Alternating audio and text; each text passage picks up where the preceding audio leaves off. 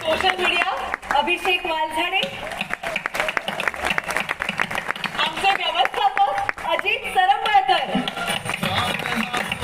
आणि गिरीश परदेशी.